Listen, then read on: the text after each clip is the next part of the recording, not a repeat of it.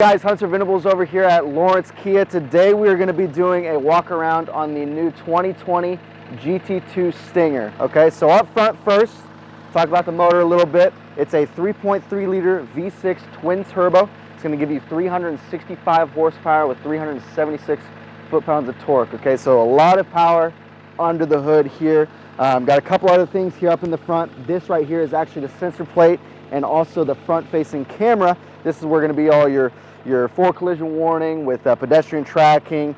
All that good stuff is going to be okay. And then of course the nice daytime running lights with functional air vents here to actually cool off the brakes. One thing that they changed for the 2020 GT models, all of the GT models now come standard with 19-inch wheels with Michelin Primacy Tours on them, so the all-season tires. Okay, now we're going to come in here inside the vehicle, and I'll go and turn this off. So, couple things first. Right here we do have memory seats with two different settings, and how you set that, all you do is click set and then one when the vehicle is on, whenever you get your seats, and also your steering wheel, because this is a powered tilt and telescopic steering wheel. All of that is controlled through the memory seats. So you just click set and one, sets it for you, so you have that nice convenience of not having to adjust your seats every time you get in the car. Okay. And then right all here, we have all of our powered windows, our powered mirrors, the window locks, child locks, all that good stuff. And you do get Harman Kardon premium sound, so really good sound system in here. And then moving on down to right here, this is actually the illumination, so changing the cluster and all the lights inside the vehicle. This right here is your blind spot assistance, and I'll actually go ahead and turn it back on and show you how that looks in the mirror here.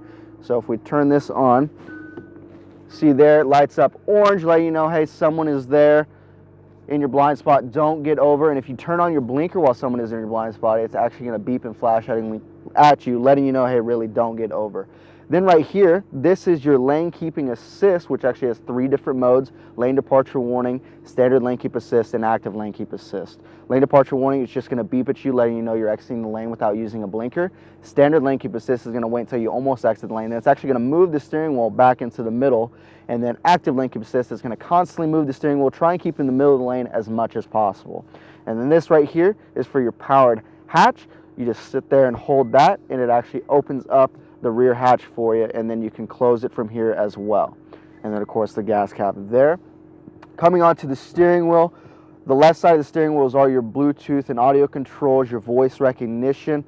This actually does have Siri, so whenever you have your phone plugged in and you have Apple CarPlay, which pops up here on this screen, you can actually use Siri after you hold this voice recognition button for a couple seconds. Coming to the right side of the steering wheel, we have our little info button, which goes through all the gauges in the cluster, everything up there, and going over the features that you can change.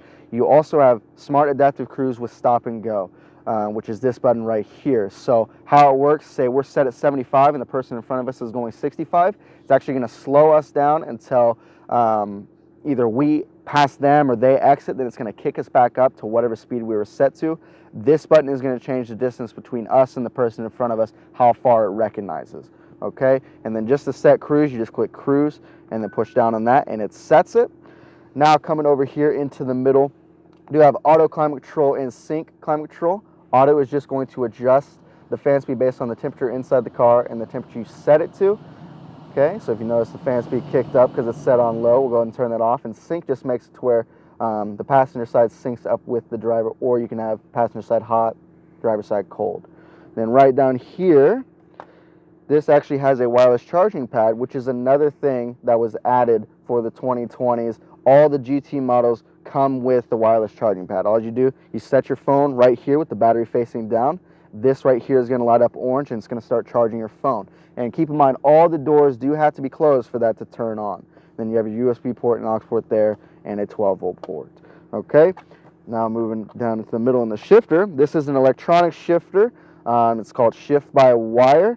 So to put it in park, you just press park right here, and then you just put your foot on the brake and just move down or up, and it's going to put you in reverse, neutral, and drive. Pretty simple there. Okay, and then right here, electronic parking brake. All you do is pull up, and it's going to engage the parking brake, and then you just push your foot down and press on that, and it's going to disengage the parking brake. Auto hold right here, that is going to automatically hold the brake for you. So if you're at a stoplight, a stop sign, in the drive-through, whatever, and you're in drive and you want to take your foot off the brake, it's actually going to hold the brake for you. And you cannot turn this off unless your foot is on the brake pedal or if you're on park. So if your elbow accidentally hits it or anything like that, you're not just going to slide into another vehicle. Right here, this is for the drive modes. So there are 5 different drive modes. There's Smart, Eco, Comfort, Sport, and Custom. Eco mode, it's just going to shift you a little bit sooner, so you're not revving as high, so you're saving on gas. Comfort mode, very similar, except it's more focused on giving you a comforting feel, just a smoother driving experience.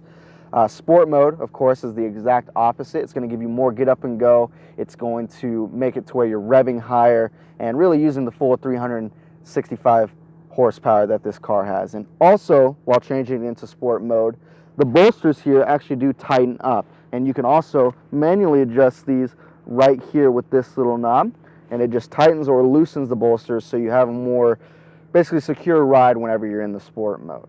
Okay, and then coming back right down into here, you do have heated and cooled seats. Pushing up puts you in heated, pushing down puts you in cooled. Heated steering wheel.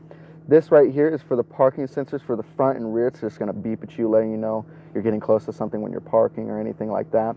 And then this is actually the 360 view camera, which pops up right here. It just gives you a bird's eye view of the whole car, which makes it a lot easier to park whenever that's turned on.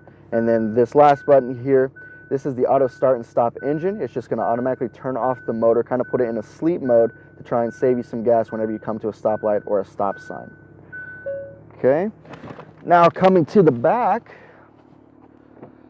with the GT2, you do actually get second row heated seats with 3 different modes for both sides, and it's just right there on the door.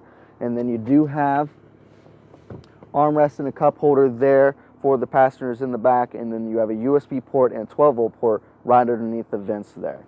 And these seats do go forward, so if you need even more space in the back, you can fold both sides down. It is a 60-40 split. Okay, and then now we're going to come to the rear of the car, and another thing that Kia changed for the 2020 model, instead of it saying Kia right here, they added the Stinger badge. So just looks a lot more clean, just makes it look a lot better. And then opening up the hatch here, again, it is powered. It is just a little soft touch underneath there. And then you also do have a button right here. A lot of space here in the back. You do have your privacy cover right there. And you can actually adjust how far this opens up. So all you do, you just pull down to wherever you want it. You hold this button for a couple seconds. It's going to beep. And then it's going to set it to there. So it's only going to open up there if you have a low-hanging garage or anything like that. But that is the 2020 GT2 Stinger, guys. Come in and take one for a spin.